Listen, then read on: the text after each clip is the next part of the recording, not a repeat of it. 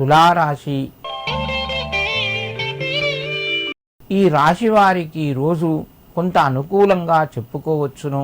ప్రయత్నాలు ఫలిస్తాయి. కొత్త అవకాశాలు మెల్లగా మీ ముందుకు వస్తాయి. ధనపరంగా కొంత ఒత్తిడి పెరుగుతూ ఉంటుంది. ఆరోగ్యపరంగా అనుకూలంగా ఉంది. ఇంటి లోపల శుభవార్తను వింటారు.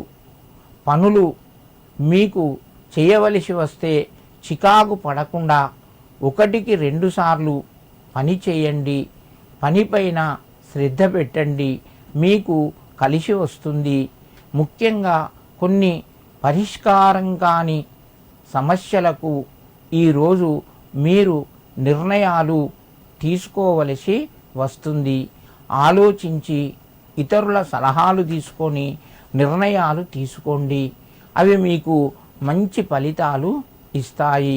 తులారాశి వారు ఈరోజు అయ్యప్ప స్వామి యొక్క దేవాలయాన్ని సందర్శించిన లేదా స్వామి యొక్క నామాన్ని తలుచుకొని మీ పనులు ప్రారంభించిన మీకు మరింత శుభయోగం కలుగుతూ ఉంటుంది.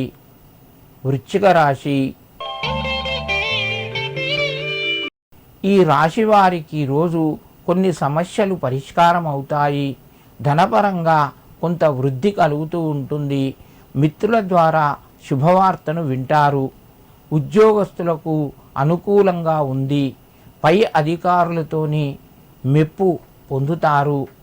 మీకు రుణపరంగా ఒత్తిడి తగ్గి రావలసిన ధనం రావడం వలన సంతోషంగా ఉంటారు.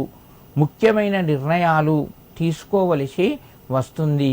వృశ్చిక రాశి వారు ఈరోజు గురు దత్తాత్రేయాయ నమః అని చెప్పి మీరు మేడి చెట్టుకు ప్రదక్షిణం చేయండి. మీకు మరింత శుభయోగం కలుగుతూ ఉంటుంది. ధనస్సు రాశి.